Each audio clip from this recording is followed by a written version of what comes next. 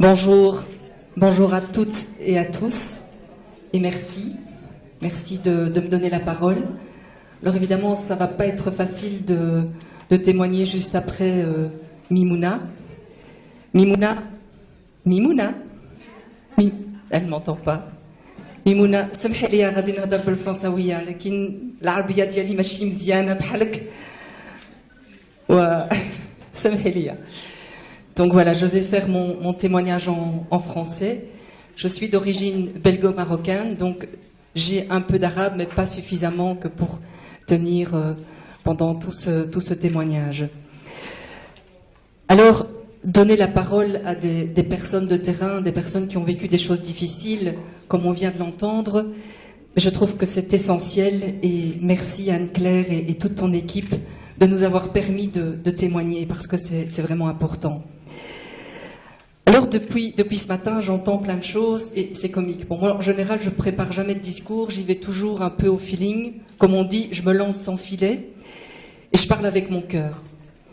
Mais c'est comique parce que tout ce que j'ai entendu ce matin, on dirait que, je sais pas, vous avez eu des petites antennes et ça rassemble un petit peu tout ce dont je voudrais vous parler maintenant. Alors, on a entendu ce matin Stéphanie d'abord avec ses petites minutes de méditation. Et lorsqu'elle a dit quel est le mot qui vous vient en premier lieu, eh bien moi le mot qui m'est venu c'est communion, ensemble. Et puis après, on a parlé qu'il fallait faire des choses ensemble. Et puis lorsqu'elle a parlé de cette petite pierre qu'on devait identifier et y glisser dedans une question, je me suis dit, mais voilà une belle image. Faire d'une pierre une arme, un outil positif. Et c'est bien à ça qu'on doit arriver. C'est transformer cette haine et cette colère et ces armes en outils pour construire un monde meilleur, un monde de paix. Et c'est bien pour ça qu'on est là aujourd'hui. Alors, Yasmina nous a parlé voilà, qu'il fallait mettre tout le monde autour de la table. Ben voilà, Anne-Claire a décidé de mettre tout le monde autour de la table. Nous avons aujourd'hui un panel représentatif et bravo.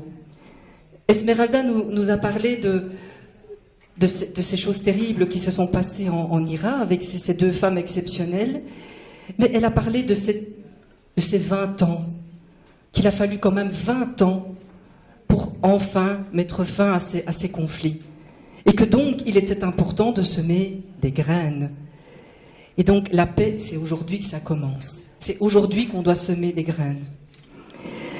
Enfin, on a eu Guerre et Rima Salah qui nous a dit qu'il fallait donner une place à la petite enfance. Mais bon Dieu, mais bien sûr que ça commence dès la petite enfance. Ces fameuses petites graines.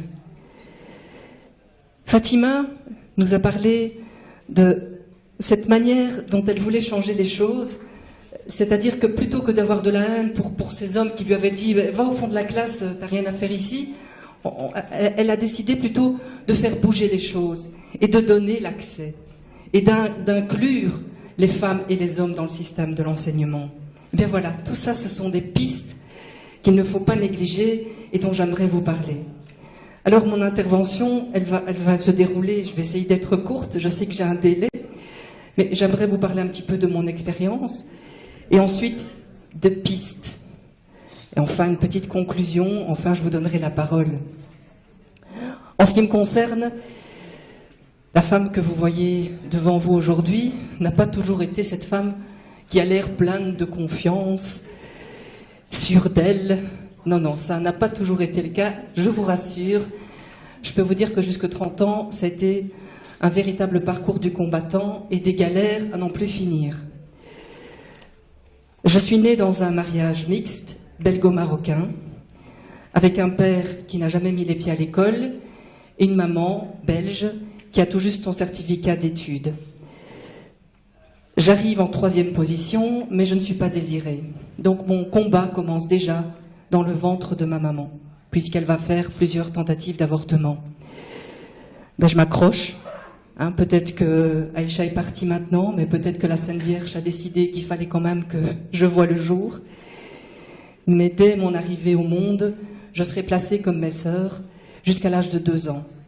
Donc je ne vais pas connaître les joies d'un foyer avec une maman qui va me voir faire mes premiers pas, manger ma première panade.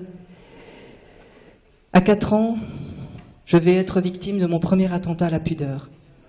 Vous savez, ces hommes qui pensent que le corps des petites filles est un lieu où on peut s'amuser. Heureusement, tous les hommes ne sont pas comme ça, mais pendant longtemps, j'ai vraiment eu peur des hommes. Je rejoins un peu Fatima, parce que c'était le premier d'une série de 5. À 5 reprises, je serai victime d'attentats, d'abus sexuels, et le dernier ne sera rien d'autre que mon instituteur, et j'ai 12 ans. Il a placé les jeunes adolescentes au fond de la salle, au fond de la classe plutôt, pour pouvoir les ploter plus facilement. Alors comment vous dire, c'est difficile de mettre des mots quand on a 4 ans, puis quand on a 7 ans, puis quand on a 8 ans, puis quand on a 10 ans, et même quand on en a 12.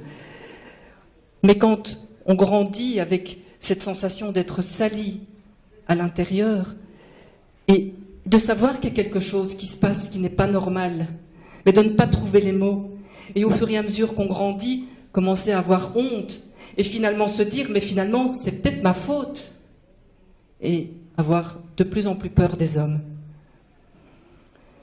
Je vais être victime de harcèlement à l'école, pour 3 raisons. D'abord, je suis victime d'un handicap. Bien sûr, il n'est pas aussi grave que Mimouna, mais je louche, et je louche très fort. Et vous savez, les yeux, c'est la première chose qu'on voit dans un visage. Et donc, soit ça fait rire les enfants, ou soit les gens sont gênés. Alors maman me donne un conseil et me dit, écoute, si tu ne veux plus qu'on se moque de toi, baisse les yeux. Et je grandis en baissant les yeux. Je suis aussi victime de moqueries à l'école parce que mon prénom est mal orthographié. Mon père, lorsqu'il me déclare à la commune de Bruxelles, demande à l'employé d'écrire Betsoul. Mais il ne sait ni lire ni écrire, et l'employé en Belgique ne connaît pas ce prénom. Et donc elle l'écrit de manière phonétique, et il deviendra Betsoul. Alors ce prénom est très dur pour moi à porter, parce que les enfants se moquent de moi en disant que je suis bête et saoul. Mais il faut savoir que mon père, qui est violent avec ma mère, la frappe quand il est saoul. Et donc quand on me traite de saoul, eh bien, c'est un peu comme si on me disait que j'étais méchante, puisqu'évidemment, quand papa frappe maman, il est méchant.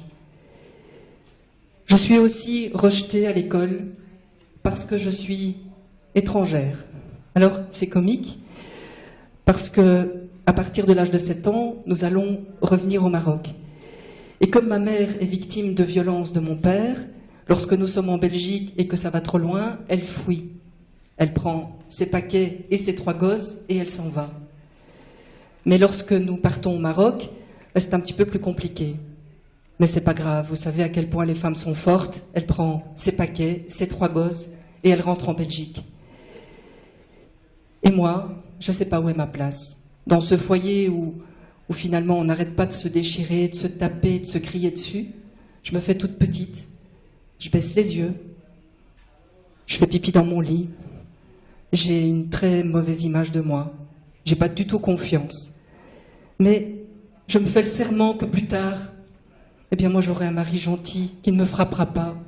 J'aurai une grande famille, j'aurai une maison à la campagne, j'aurai des animaux. Je fais ce rêve, un peu innocent, un peu naïf, mais je m'accroche à ce rêve. Non, je ne rêvais pas d'avoir une grosse maison ou d'avoir un beau diplôme ou de gagner beaucoup d'argent. Je voulais juste une famille, celle qui me manquait. Cet amour dont j'avais tant besoin, dont chaque enfant a besoin.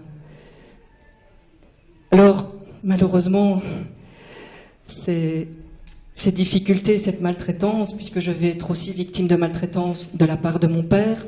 Alors, petit détail au passage, mon père est un ancien boxeur. Autrement dit, quand il cogne, on le sent passer. Le jour où j'ai été victime de sa cruauté, eh bien, j'ai compris ce que ma mère endurait. Alors, quand on est comme ça victime de la violence au sein des parents, on est une victime collatérale. On est une victime tout court. Et encore une fois, on grandit avec ce sentiment qu'on n'a pas sa place, qu'il faut absolument la trouver, mais la trouver où? J'arrive bien entendu à l'adolescence, avec beaucoup de blessures, je suis mal dans ma peau, et qu'est-ce qu'on fait quand on a une peau dans laquelle on ne se sent pas bien? Eh bien, on la jette. Et donc je vais multiplier les tentatives de suicide, mais en fait ce sont surtout des appels au secours. Et puis finalement, j'ai l'impression que là-haut, on ne veut pas de moi, il n'y a pas de place à mon avis. Et je m'accroche en me disant, mes études vont m'aider à me sortir de tout ça et vont m'aider à réaliser mon rêve. J'arrive tant bien que mal à la fin du bac, je m'inscris à la fac, pour la plus grande fierté de mes parents, parce qu'entre-temps, maman a quand même dit stop définitivement, nous sommes revenus en Belgique, mon père est resté au Maroc. Évidemment, tous les deux veulent que j'aille à l'université. Mon père me disait qu'il me fallait un diplôme, ma mère était fière aussi que j'aille un petit peu plus loin, parce que mes 2 sœurs, entre-temps, elles se sont mariées. Le problème, c'est qu'arrivé à l'UNIF, je n'ai plus les épaules assez larges. J'ai trop de colère en moi, je suis pas bien, je suis mal, il faut que ça sorte. Alors je décide de partir à Bruxelles et de monter sur les planches. Voilà, je veux être comédienne, je veux crier tout ce que j'ai en moi. Et malheureusement, les castings, ça se passe pas trop bien. Comment dire, il faut être un peu coquine, il faut accepter certaines propositions. Évidemment, pour moi, il n'en est pas question. Les attentats à la pudeur et les abus dans l'enfance ont laissé des traces et je ne veux pas qu'on touche à un poil de mon corps. Évidemment, les portes de cette carrière de comédienne se ferment aussi vite qu'elles se sont ouvertes. Maintenant, on commence à parler de tout ça, mais je peux vous dire que ça dure déjà depuis bien longtemps. Et je décide de reprendre quand même mes études. Et je m'inscris à la fac de droit. Je me dis, je vais devenir avocate pour défendre les victimes. Parce qu'il y a trop d'injustice dans ce monde. Probablement que mon signe de la balance joue un rôle. Et là, malheureusement, ça se passe pas bien avec maman. Elle ne comprend plus la jeune fille que je suis devenue. Et après une altercation, je me retrouve à la rue. Je finis par abandonner mes études, mais en me jurant qu'un jour, je les reprendrai. Je commence à travailler, mais j'ai un sentiment d'échec. J'ai tout raté. J'ai pas de famille, j'ai raté mes études, j'étais salie. Ma première expérience sexuelle, c'est quasiment un viol. Il n'y a rien qui va.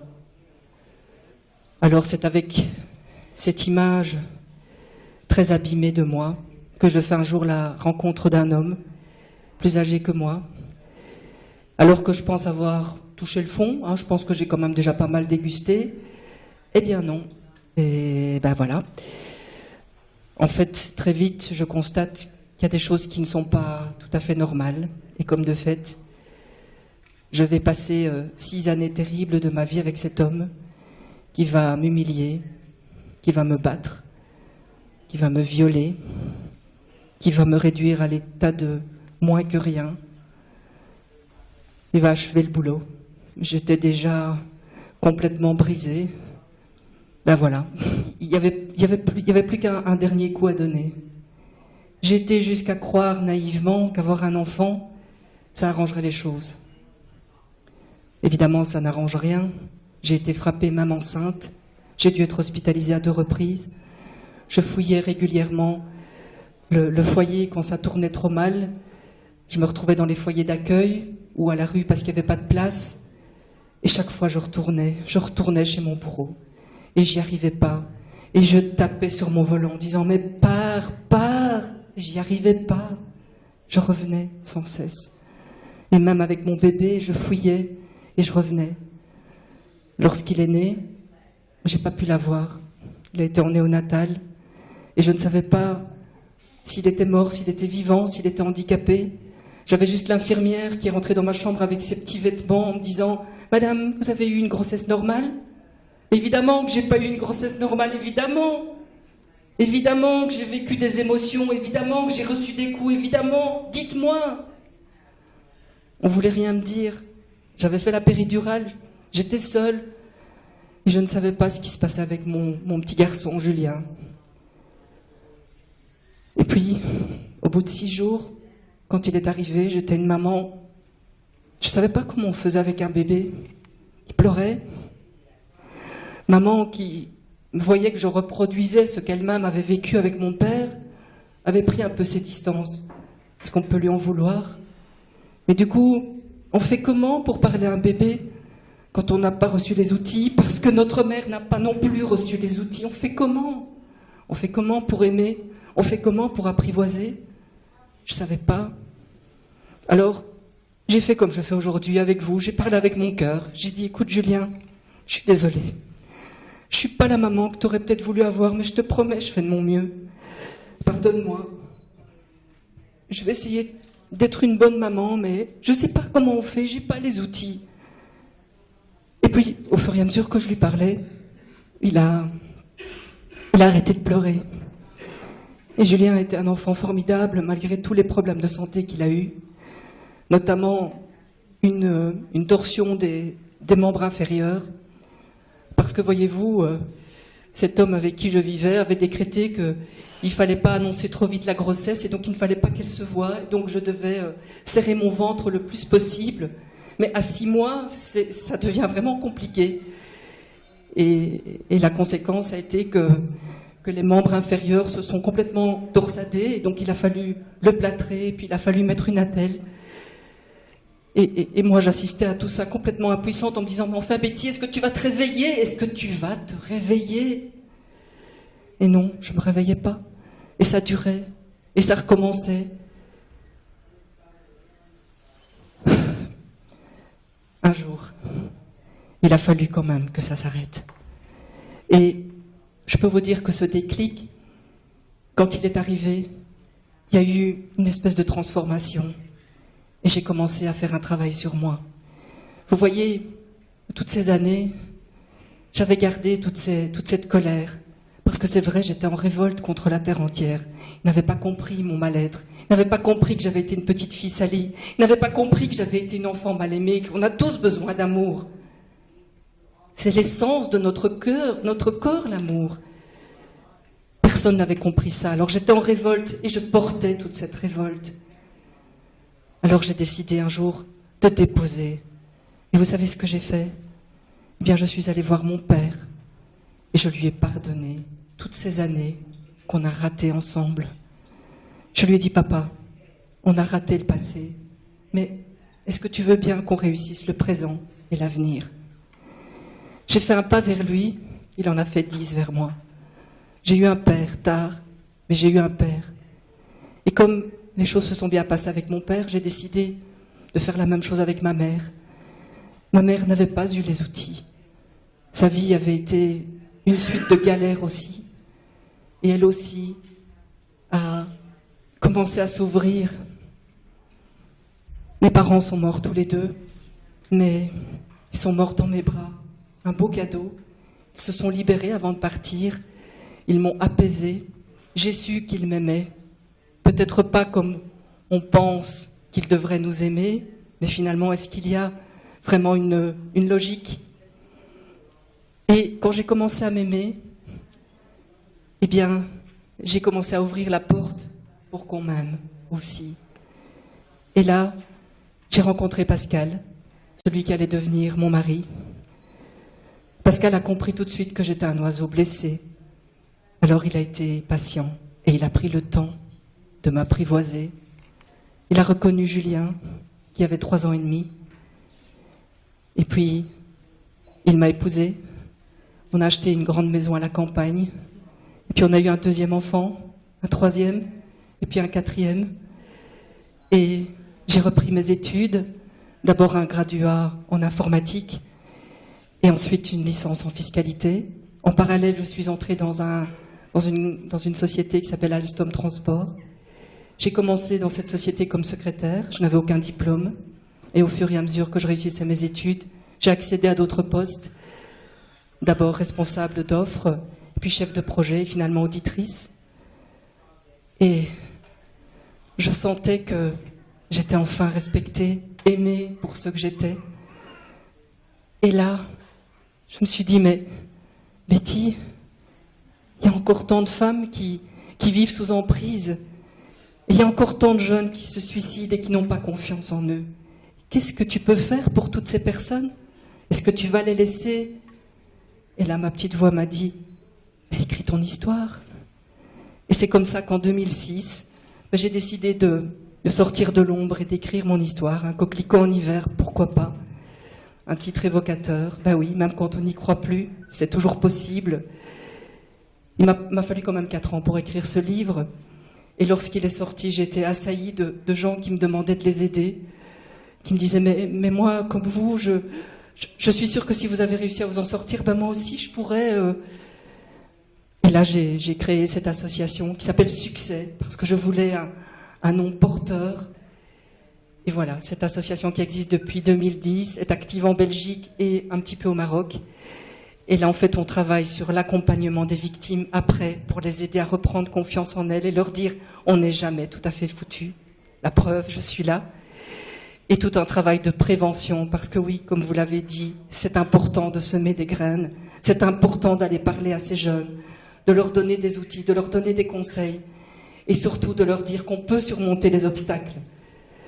Et au sein de cette association, on a identifié plusieurs pistes d'amélioration, et je pense que c'était aussi quelque chose qu'on pouvait partager ensemble. Quand je vais dans les écoles, que ce soit au Maroc ou en Belgique, j'entends que tous ces jeunes sont demandeurs, que tous ces jeunes ont des rêves, mais ils ont l'impression d'être confrontés à des murs. Eh bien, il faut leur dire que ce ne sont pas des murs, ce sont juste des zones de brouillard. Mais ce qui est encore plus important, c'est que si j'ai connu ce qu'il y a de pire dans l'homme, je connais aujourd'hui ce qu'il y a de meilleur dans l'homme. Et je sais que tous les hommes ne sont pas des salauds, même si je l'ai pensé longtemps. Et c'est probablement pas pour rien que j'ai mis au monde 4 fils. Mes 2 aînés sont devenus animateurs. Enfin, ils se définissent plutôt comme distributeurs de bonheur. Julien est pour le moment à Palma de Majorque, et d'ailleurs je me demande s'il ne nous regarde pas en live. Louis vient de partir en Crète, et mes 2 derniers sont toujours aux études. Parce qu'effectivement, la paix, ça commence à la maison. Mais à la maison, par bien sûr la transmission des valeurs, mais aussi l'éducation silencieuse. Et quand je pense au couple de mes parents, eh bien je me dis, il y a quelque chose à faire à ce niveau-là. Rester avec son époux alors que ça ne va plus pour préserver les enfants, je pense que ce n'est pas une bonne solution. Et d'ailleurs, à ce sujet, maman m'a fait un magnifique cadeau avant de mourir. Lorsqu'elle a lu Un coquelicot en hiver, elle s'est rendue compte qu'il y avait beaucoup de choses que j'avais mal interprétées parce qu'elle nous avait caché la vérité. Et donc elle a voulu sortir du silence. Mais c'était trop dur pour elle de nous raconter son histoire. Alors elle a choisi de l'écrire. Et elle m'a demandé de publier ce livre avec un message fort pour les parents, pour les mères, mais aussi pour les pères. Parlez à vos enfants et dites-leur la vérité. Ça évitera qu'ils s'en inventent une autre. Eh bien voilà, maman, je diffuse ton message et j'espère qu'il sera entendu.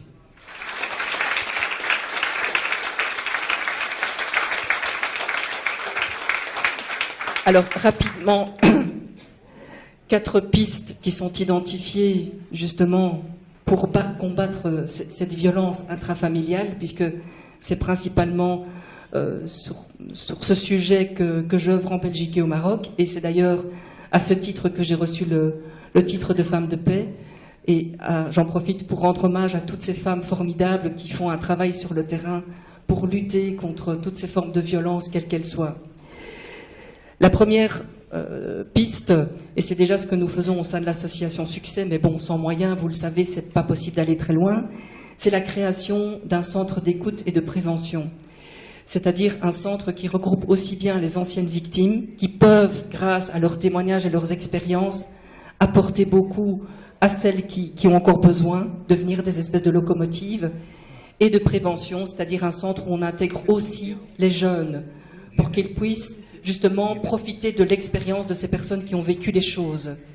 Alors pendant 2 ans, au sein de l'association, on a utilisé un outil très efficace pour la jeunesse, c'est l'animation. Mon fils, qui est justement animateur et qui est très sensibilisé par ces causes, a proposé de m'accompagner et de former les jeunes à l'animation. Pourquoi l'animation? Parce que l'animation est un bon outil de confiance en soi. Il permet justement de revaloriser son image.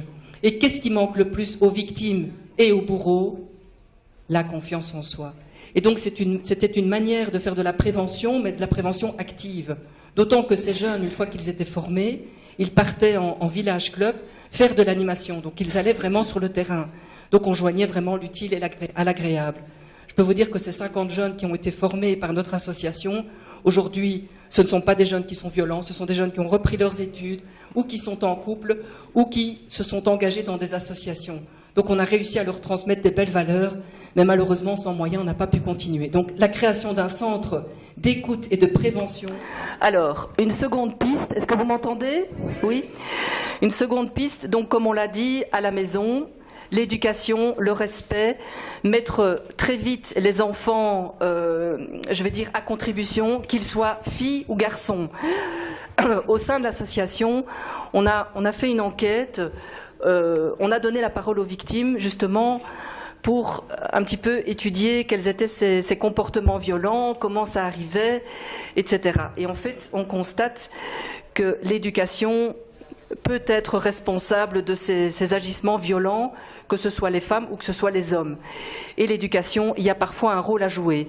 Par exemple, l'éducation de l'enfant roi, avec voilà, nos vies qui sont complètement chamboulées, on n'a plus le temps de s'occuper de nos enfants, et donc on leur laisse tout, on dit oui, amen à tout, et le jour où ils se retrouvent en couple face à un non, ça ne va pas. Et là, c'est la bagarre. Je pense qu'il faut apprendre à dire oui, mais aussi à dire non à nos enfants dès la petite enfance. Donc là, les mères ont vraiment un rôle important à jouer. Enfin, en troisième position, j'ai envie de parler de la force des victimes. Je pense que les témoignages qu'on a entendus ici sont une belle preuve, dans le sens où pour que les victimes puissent s'en sortir, là aussi ça ressort de notre enquête, c'est bien souvent la force et le déclic qui les a aidés. Donc il faut vraiment travailler sur ce déclic et il faut aussi travailler sur des exemples. Et là, je milite en Belgique contre ces campagnes où on voit des femmes abîmées, où on voit des spots publicitaires où on rejoue la violence. C'est pas ça qui aide les victimes.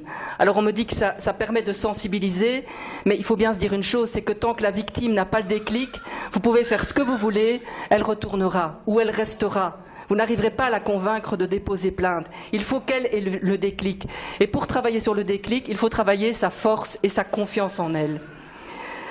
Enfin, en quatrième position, je pense que les secrets de famille et les silences peuvent aussi conduire à reproduire des actes. Et bon, moi j'ai eu la chance d'avoir une maman qui s'est ouverte avant de partir et qui m'a confié des choses que je ne savais pas. Et c'est vrai que ça m'a aidée, mais je sais qu'il y a encore beaucoup de secrets dans les familles. Donc j'ai envie de dire, ouvrez-vous à vos enfants, racontez-leur votre histoire. Et finalement, il n'y en a qu'une d'histoire. Sinon, ils vont s'en inventer plein, et ils vont partir dans des imaginations incroyables, et croyez-moi, ils sont très forts, et ils risquent de passer à côté de leur vie à cause de ça. En conclusion, j'ai envie de dire que les mères, évidemment, c'est un vecteur pour la paix. On ne peut pas faire sans les mères. Et les mettre au centre des débats, c'est faire bouger les mentalités. Parce que ces femmes qui donnent la vie font tout pour préserver la vie. On a entendu cette maman qui portait sa petite fille sur son dos pour la conduire à l'école. Vous imaginez la force. Et finalement, ce que nous voulons tous, c'est la paix. C'est vrai. Hein, vous voulez tous la paix. Mais ce qu'on oublie souvent, c'est que finalement, nous sommes tous des artisans de paix. On peut tous commencer aujourd'hui, en sortant de chez soi, en donnant, en partageant, en aimant, en pardonnant.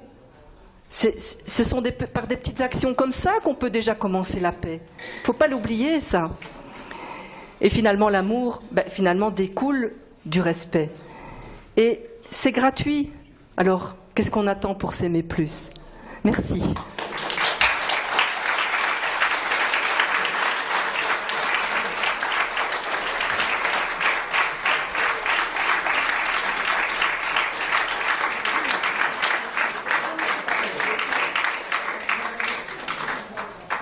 Est-ce qu'il y a des questions? Ah oui, donc ceux qui voudraient découvrir mes livres, j'en ai pris quelques-uns avec moi de Belgique, je serai à votre disposition. Monsieur a une question? Parce que il y a eu un moment où il y a quelque chose qui a basculé, il y a eu un changement. C'est-à-dire que tu étais dans une spirale que j'entends tous les jours. Mais peu de gens, à un moment donné, décident de changer. Et tu n'en as pas beaucoup parlé. Qu'est-ce qui t'a vraiment décidé à changer? Et ça, évidemment, c'est ce qui nous enterre. Quand j'étais petite et que mon père me corrigeait, c'est parce que j'avais fait quelque chose qu'il ne fallait pas. Et donc la correction était méritée.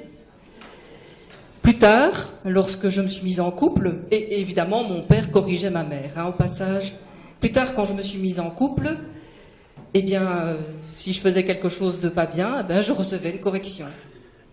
Voilà, la viande était mal cuite, les tentures étaient mal pendues, j'étais fatiguée, donc je n'avais pas envie de faire la chose, il fallait quand même y passer. Bref, il y avait toujours quelque chose qui faisait que finalement je recevais des baffes. Jusqu'au jour où il y a eu un déclic et où je me suis dit, mais en fait, le problème, il n'est pas chez moi, il est chez lui. Et qu'est-ce qui s'est passé? Mon fils n'était pas reconnu, j'étais mère célibataire. Et je lui demandais de reconnaître son fils. Donc son fils portait mon nom, Ben El Ioul, un prénom qui m'avait quand même posé pas mal de problèmes, de rejet, de racisme. Et donc chaque fois que je lui parlais de la chose, jusqu'au jour où il m'a répondu, reconnaître ton fils, ce bâtard? Mais attends, tu me demandes de reconnaître ce gamin, je suis même pas sûr que je suis le père, t'as vu le nombre de fois que t'es parti, t'aurais pu coucher avec la terre entière. Et là, il y a quand même un déclic. Parce que si j'avais mal cuit la viande, j'avais mal repassé sa chemise, j'avais mal ceci, cela, je savais que je n'avais couché avec personne d'autre et que cet enfant, c'était le sien. Et là, il y a eu une espèce de déclic où je me suis dit, mais en fait, ce mec est un grand malade. En fait, il me mettait toujours la faute sur moi. Et c'est ce que j'ai compris après. En fait, dans ce problème d'emprise et de violence, on essaye toujours de mettre la faute sur l'autre. On écrase l'autre. Et c'est ce que j'apprends aux élèves aujourd'hui quand je vais dans les écoles. L'amour, c'est d'abord une notion de liberté. L'amour, c'est laisser l'autre libre de s'épanouir. Ça, c'est l'amour, le véritable amour, celui que je vis depuis 25 ans. Vous vous rendez compte, moi je suis ici à Casablanca avec vous et mon mari s'occupe des enfants en Belgique. Voilà, ça c'est la nouvelle génération. Depuis que nos enfants sont petits, on les a fait ensemble, on les élève ensemble. Et ça, c'est comme ça qu'on peut faire changer les mentalités. Et c'est pour ça que les mères ont une importance. Mais ce qui a vraiment changé ma vision des choses, c'est de me dire, je ne suis pas responsable de son problème. Il est responsable de son problème. Et c'est comme ça que j'aide aujourd'hui ces femmes victimes de violences. J'essaye de leur dire qu'elles ne sont pas coupables. Ou ces jeunes filles qui ont été violées ou abusées dans leur enfance et qui pensent que c'est de leur faute, je leur dis non, c'est pas toi qui as un problème. C'est celui qui t'a violé qui a un problème. C'est lui qui doit se faire soigner. Est-ce que j'ai répondu à votre question? Est-ce qu'il y a d'autres questions? Non, on va s'arrêter là. Voilà, j'ouvre le micro.